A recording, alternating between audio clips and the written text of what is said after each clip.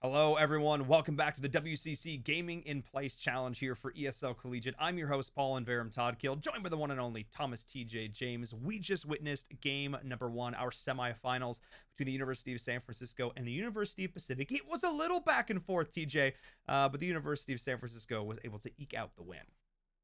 Yeah, they drafted a really team fight focused composition, and I was a little bit worried throughout the early game as University of the Pacific started to get a couple kills on those damage sources in the team fight composition. And then we got to the mid-late game, and I think two of the single most perfect team fights for UC San Francisco ever just got dealt into by UC Pacific.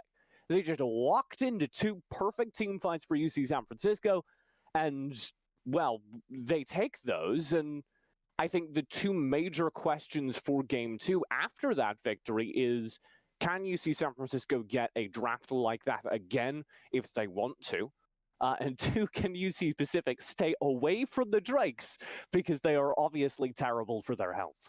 I mean, any game you get the sole point and then proceed to dramatically lose, yeah, maybe you want to rethink that Full strategy. Step, bit late. Yes, let's go. TJ, I can answer your first question here as we are getting into our draft for game number two. But yes, it turned into a bit of an NA ram there towards the mid-late game. And you don't love to see it.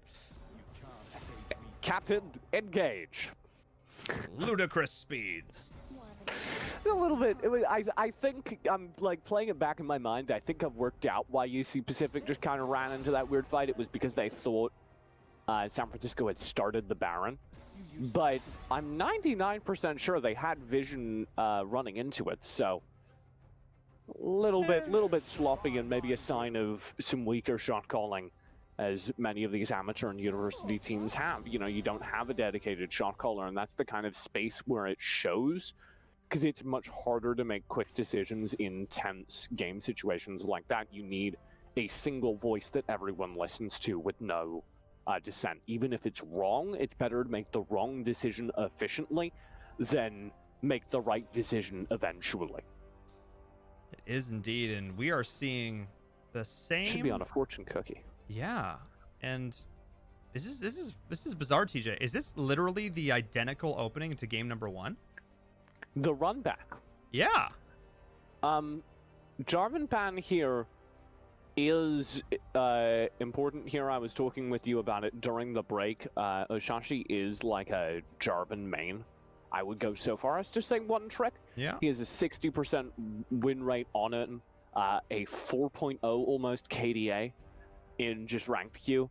So that's why they're banning the J4, keeping him out of his hands. Yeah, I think that's a really smart decision here. Also looking towards actually targeting everything here, from the Silas, which can be ran mid, top, jungle, or used to be just Fiora up in the top as well. Echo in the jungle. I mean, a lot of options here. This time, though, things are going to trade up just a touch, because the set, which was played on support by Google Play Card in game number one, is now going over in the hands of the University of San Francisco, and that's interesting, TJ. Playcard has played two characters that count as support recently. He's played a ton of Bard, and he's played a little bit of Set. If you're playing around a Caitlyn, of those two characters, the Set makes more sense, because Bard wants to run. He wants to have presence across the map, and Caitlyn doesn't really, isn't really self-sufficient during the early game. So it's very, very important, I think, that something gets drafted to back up Lay Dawson here. And I'm worried Google Play Card doesn't have the depth of character pool necessary to support that. And I'm starting to wonder about the champion pool about a lot of these players here, as we're seeing so many repeat pickups from game number one, even on a team who didn't necessarily walk away with the W. And Malphite's sort of one of these, binary champions. Either the go is in, the ultimate's a huge success, massive knock-up, you win the team fight, or you don't. And it tends not on this patch. Well, yeah. Like I know it's the boring color caster says this, but like he's playing a Set this game, and I just don't see a world where that Malphite wins a lane. Like it just doesn't. I cannot even fantasize it. So I think that top lane is just hard lost again, and I think Oshashi on the Zac again would be spending their time better having presence down bottom. Yeah, and looking towards, I mean, Nautilus and Zaya here potentially for Spirit Tracks. Oshasi, again, you know, the Zac play wasn't bad. A couple stretching strikes missed, but I think decent value overall. I don't mind the decision to ban out the Rumble, though, from the University of the Pacific. You know, it was, I think, while it wasn't on the scoreboard necessarily the most impactful thing of all time, those equalizers still, I thought, were highly valuable. And I would not mind the Azir pickup here. But instead, going to go with the Lissandra, so you are going to have a little bit more time and space creation in these fights to allow Spirit Tracks to do his work like he was doing in game number 1. A little bit more engaged now. With this set for big damage in fights, you have a little bit more presence from your top lane than you did last game. I know that's saying a lot, but I don't particularly like Mordekaiser right now. I think Set is much better than Mordekaiser. Zaya in for Ashe, I think, is also a positive trade-up because the Zaya has self-sustain tools. The Zaya can disengage from fights. She has the root, and she has the ulti to just have some iframes, to have some safety. So I think overall, this is actually just a better draft from UC San Francisco with a very similar idea. They have tanks that are going to protect their backlines, and their backline has a little bit more survivability, and I would argue even more damage across the team. 30 seconds until minions spawn. All right. You heard it here from TJ, leaning more towards the draft of the University of San Francisco. I don't disagree here, actually. I think there's a lot of, I mean, add the Diana into the mix here as well. Leona. While Leona is a pretty straightforward champion, she does, you know, you have to click your buttons right, be able to find those engages and hit your stuns. So I think that while increasing the difficulty of the execution here from the University of the Pacific without necessarily increasing the damage output potential is just okay. I don't know if you want to, you know, if you look at risk reward, I think you made your draft riskier, but I'm not sure if the reward is actually better. Yeah, Leona isn't a bad trade-up. I certainly prefer it to the set. Yeah. But like, my problem wasn't especially in the bot lane. I said that bot lane was ruined by the draft they had to play into, and I hold to that. This game, that's no longer true. The problems that arose for University of the Pacific weren't actually in the bot lane, though. They compensated pretty well. They managed to get LeDawson, I think, 3 kills in the early game during game 1. And then it just didn't matter come late game because LeDawson was just getting blown up at the start of every fight because there is no team fight presence from the Zac, from the Malphite. And I don't think that will change with this draft. Their mid laner in the Diana still doesn't have the potential to provide any tanky protection or anything like that. You're going to be seeing them much more as a damage source. And having more dive for the team doesn't make me believe they've solved the problem, particularly, again, into a University of San Francisco composition that has better defensive tools. There are more escapes for their damage carries this game. I agree 100%. You're going to have even more CC and disruption available in the fights now with the set, with the Lissandra. That Frozen Tomb is going to make things very interesting, both from an offensive and defensive standpoint. We're seeing a repeat potential here of the gank we saw in game number 1. This time, though, scouted in the Pixel Brush by that ward. But now here towards the bottom, Leona's going in. The Zac is here to follow up. Zaya is the target, forcing out the flash now. Oh my seeing God. a potential pickup here onto the Zac as Google Play Card is being turned on. TP committed from up top, trying to take down the Zac as well, trying to multitask as best they can. And that's going to be first blood. We'll see a Spirit Track spit off more than he could chew. And no, it was the perfect bite-sized morsel for the side of the University of San Francisco, and that's 2 kills. The absolute disrespect of that bot lane playing as aggressive as they were was just utterly, I'm going to say, validated by the fact they won that fight. There's no reason to be just running at the Leona that early in the game, but Oshasi engages, Spirit Tracks just backs away, and they get a TP in, which is also kind of disrespectful, or I'll phrase it the opposite way. I'll say it's confident in Flow's teammates. TPing like that in the fight is dangerous because your teammates could die before you get there. Nice sidestep, though, in the mid lane. Ooh, Yes. very well played. There you go. No, total trust, total confidence that the play of Kaga is going to be able to keep your carry alive. Spirit Tracks was able to back himself out, so that's not a big deal. But this is the second time we've seen a TP from this top laner be justly rewarded in the early game. Of course, He knows. Here's also the thing. You can double down on that, TJ, because you know you're not going to lose this lane to the Malphite. You're not going to get bullied out of lane and will force the TP back. You're not going to lose on that regard. So you can burn it aggressively to help support your bot lane. Flow from mid lane. Which makes it like even more. Yeah. Like I want to say confident in your teammates, but at the end of the day, you're confident that the University of the Pacific bot lane won't be able to kill your teammates, and that's still pretty disrespectful. Yeah, I mean, noticing what champion is TPing in is kind of important. At this point, it literally didn't matter for the team fight, though. I was just so focused on making sure Spirit's tracks didn't die, and didn't die. Yeah, in either case, though, I think Flo is feeling really darn confident, especially knowing that you've burned his opponent's flash in the mid as well. So you still have all the tools capable of going to pick up a kill there as well. I mean, he somehow still is a CS lead after TPing down bot and having to walk all the way back, so. Things are good. By the way, biggest jungle difference is just trundling it up. He's like started the game with a vertical jungle into Raptors. I think he 3-buffed O'Shaughnessy off the back of that failed bot lane gank. O'Shaughnessy dives bot lane, dies, and just gets 3-buffed instantly. And I believe jungle difference just hasn't left his jungle since. Now finally they're trying to punish him. See if they're going to be able to. iCarry making some moves towards it, but the Nautilus players here once again. He's just this bedrock for the team. Yeah, good rotate. Good always seems to be where he needs to.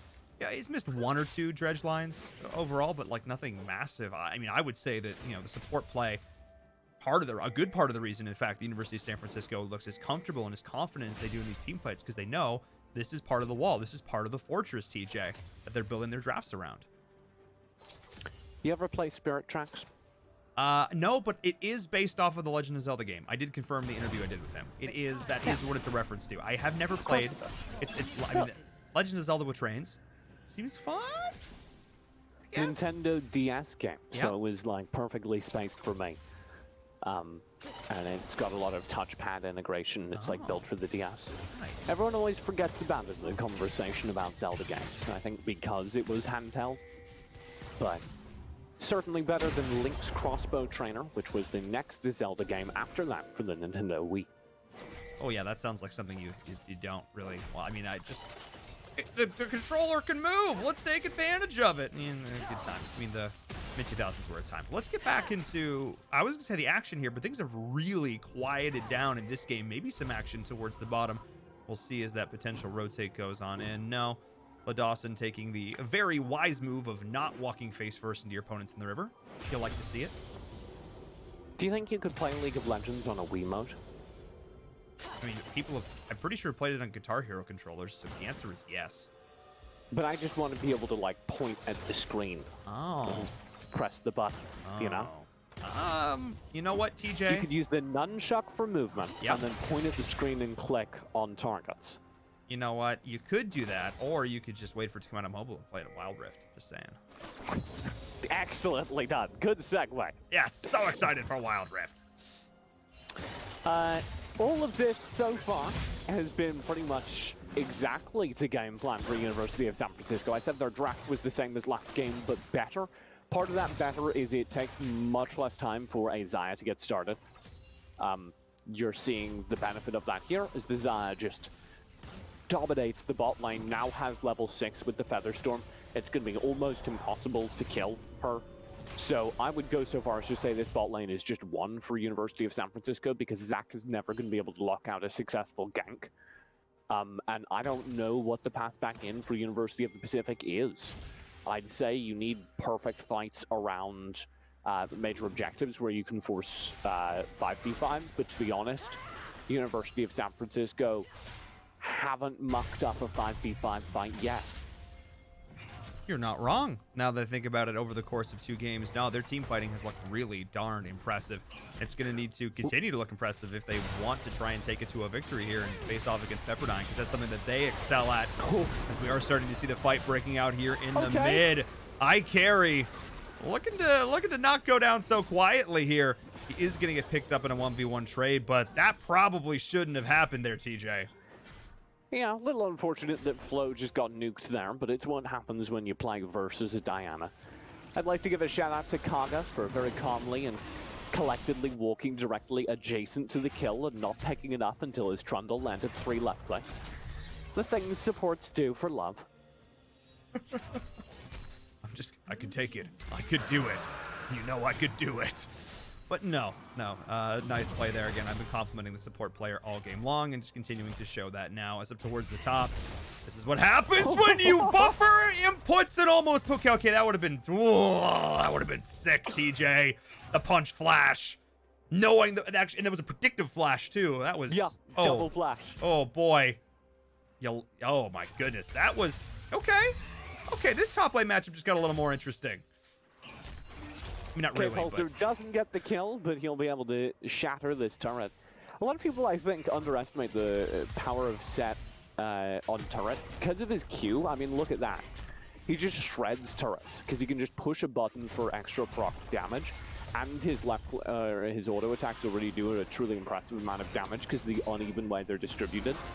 Where his, I think, right fist does way more damage than his left fist. But if you're just wailing away at a single target, it comes out to really good auto attack damage. So, K-Pulse are absolutely shredding the top turret. That'll get him a lot of gold. That'll do a ton of work there. Oh, it's Flo trying to bait him in, thinking he's going just for the pickup there. The Trundle. Pillar. That's the pillar, but can we see the turn once again? The Diana is not wanting to go out again so quietly, but this time played to perfection. More splashback over the wall as Ashasi is here, but he's not able to keep his mid laner alive. And now with the rotation down for the Malphite, or as to say, the set, things are going to get a little bit more interesting. Malphite is staying up in the top lane, not committing to this, but committing. It is, in fact, the University of San Francisco with the dredge line off the back of it and the knock-up once more onto the Zac. Oh my goodness, but the Leon is actually able to pick up the kill underneath the turret after she dies. What a disaster in the mid lane for the University of the Pacific. Google Play Card gets a kill, just flat out Solar Flare Ignite onto Flo. They're just stunned for so long they die. And then in the meantime, Kite underneath the turret, Leona wins with that. Just, I want to say heroics from Google Play Card, but to be honest, several mistakes enabled them. You don't need to approach the Leona if you're Flo. They will get that kill or they won't, and it won't really change the game state. And on that much HP, you are a liability. So I don't understand why Flo re-engaged there. Yeah, I think Flo, of all the players on the side of the University of San Francisco, was the one who maybe plays, I would say, in the least optimal range. You know, stepping forward, we saw it a little bit with the Rumble in game number 1, and we're seeing it potentially a little bit here, just not respecting the damage the opponent could potentially bring to the table. Speaking of damage, we're seeing a decent amount of that actually being dealt here in the bottom, but Google Play Card may have overstepped. The heal is being burned, but the nice damage to Caitlyn. Shuttle Pillar is going to knock him back up, and there is the Feather Storm. Like you mentioned, TJ, that auto escape being like, nope, Leona, I see you. Let's get that kill, and a perfect series of baits from the University of San Francisco. Really good positioning from Trax, just going, okay, I am not going to win this trade versus Lay Dawson at this game state. Rather than continue running at the Caitlyn who's chunking me, let's just get the easy confirmed kill, let the Trundle chase away the Caitlyn, and stay safe as a result. And I want to go back to what you were talking about in mid lane where Flo maybe overstepped, because I was about to praise Flo at the start of that fight. They went into eye carry, they got chunked out, and they learned from last time and just backed away. Said, we'll lose this fight, my teammates will get the kill, and it worked out beautifully. And then they just felt like they had to be useful. It is so very valid for Flo to just back away that. It is so very valid to not take that fight. I'm a little bit disappointed in the devolution towards the end of it. Yeah, I don't disagree. I think there are some learning lessons still to take away from this game. Because, of course, this isn't the be-all, end-all here. This is only the semi-finals. The winner of this match will go on to face Pepperdine. Like I said, although it's only based on personal accounts, if this is Flo's main, he's playing off-roll, so I cut him a little bit of slack. If this is Flo's main, I was peeking at this account, and he plays mostly jungle champions. So he gets that little bit of slack. Yeah, he does get a bit of a pass there. But again, still mechanically playing at a high... I don't think the mechanics are really at fault here at all. It really just comes down to decision making.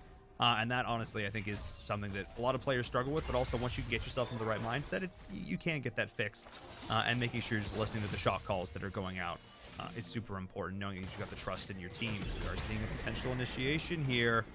The Rift Herald is being summoned in the mid. Ocean Drake is up as well, so creating multiple points of contention as the engage is going to go in under the Nautilus in the bottom. Flash out for Kaga, and now Spirit Tracks is here. Hang on, he's getting pinned in, but the multiple route going on through, and then the reinitiation with the Dredge Slide. The rotation coming in from mid is going to do absolutely massive damage. It's going to be an absolute brawl here in the river, trying to retreat back into the jungle as Spirit Tracks is trying to keep them alive as long as they can, but now Google play cards on the wrong side of the line of scrimmage, and that's going to be the damage continuing to go on through. Can't kill the carry, and that is going to be it. A full team wipe from the University of San Francisco. The rotations were flawless. The kills were there. Make that an ace. Whole team runs into the bush, past the feathers. Spirit Tracks taps the Blade Caller, gets 2 roots and a hell of a lot of damage. Rest of the team's there on the rotate. Kills are easy from then on. The only person in range of Spirit Tracks, in range of the primary damage source is Google Play Card, who, honestly, he just ignored. It's a Leona who's spent her kit. What's he gonna do? Whack you? Auto-attack you? Yeah, the sword is more threatening than it actually is. And it looks like we do have a little bit of an observer bug here. I think this is actually 2 Drakes over on the side of the University of San Francisco, despite the fact that we can't see it up top. So keep that in mind. I believe so, yeah. As we are moving into an Infernal Rift, which is going to... I guess be a little bit scary. You're looking at the damage they've got going out. It definitely won't hurt the University of San Francisco to pick up that soul. I think kind of the takeaway here is that University of San Francisco cleaned up their objective play from game 1. You remember they didn't get on any of the Drakes at the start of game 1 because they fell so far behind now after the initial fights. University of the Pacific took very cleverly around the bot lane, around the Drakes in order to prioritize winning all the fights afterwards. They got first Drake off of their Trundle and then nothing else. Here in game 2, sure, they are winning bot lane very decisively, but they're also earning these Drakes through clever fighting and just good rotation. So it's good to see University of San Francisco making that improvement. Yeah, no, I think this is huge here. Paying a little bit more heed towards these objectives and, maintaining the momentum that they're able to generate here and able to turn that in. Because they were up, it was 4 kills to 4.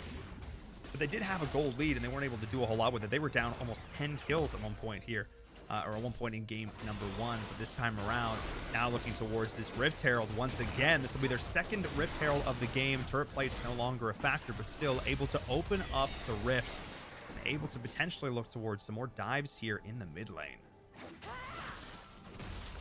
Your 2 University of the Pacific players here just kind of need to get out. There's nothing these 2 can do against this rush, and that's the downside of playing the burst damage compositions like University of the Pacific have been playing. If the tanks from San Francisco get out ahead, what do? You're not going to burst the Nautilus, and you're not going to be able to burst past the Nautilus because Nautilus has all the tools in the world to stop you, so you need this. Good engage. Yes! Look at her. That is going to be the first kill, but the retaliation is there. The Let's Battle trying to get them on out, but the show... Oh my goodness, the set is there. That was the initiation, TJ. That was perfect. That was the win condition. You blew up Spirit Tracks. There was no chance. That's how you make it happen. And it still wasn't enough. And in fact, this might even just be the game if they keep pushing in like that. I'm not sure they're going to quite have the damage without the carry, but still, with this Rift Herald, TJ, this is looking pretty darn solid. That's exactly what I was about to bring up. That's exactly what I was talking about. They blow into the fight. They get their burst out. It works beautifully. But what comes next? And into a University of San Francisco composition that has many more damage sources than game number 1. They full invested, and they're standing right next to a big angry cat boy and all of his friends. And that damage sure does come through against your squishy burst-focused composition. They needed a way to reset behind the front line that frankly didn't exist. And even the point, TJ, I was going to raise, well, maybe, again, it's that 90-degree angle play. They go in, able to find a pickup there in the back with the Zac, try and make something happen. But there's no pickup you're going to find here. Nothing is going to happen. The ult stock, and now that we've seen what happens in your step 2, Step 2 is die. So I think maybe a little early to call this, but this is going to be, again, well, this is University of San Francisco's game to lose. I think they're looking really solid right now. They would have to hard throw at this point. They would have to just wind up and just chuck it right out of the park, right out of the field of play, because they are looking really solid, up almost 10,000 gold at this point. And look at the levels. Murder push. Murder push. Yeah! Yeah. Oh boy. Oh boy. Now that's, I mean, you got to try. You got to try. And this was sort of that 90-degree pickup that I was talking about, but it's just not going to work. Just that additional survivability on the Xayah, just making up. Again, if that was the Ashe, you called it an improvement, and I could not agree more. That's the big difference maker there. And just the fact that Spirit Tracks has his own way to keep himself safe. They've identified him as a key target. And now he's just like, yeah, I'll do my thing. When I'm playing with some of the other casters, you know, Matt, we call it the no thanks buttons. Those are just buttons that any ADC or carry character can press that denies engage. And lots of different carries have them to varying degrees, but Caitlyn has the strongest polite turn down of any character, or Xayah, sorry, in the Featherstorm, because it is just almost flat eye frames. And what do? No thanks, Leona. I would not like to participate.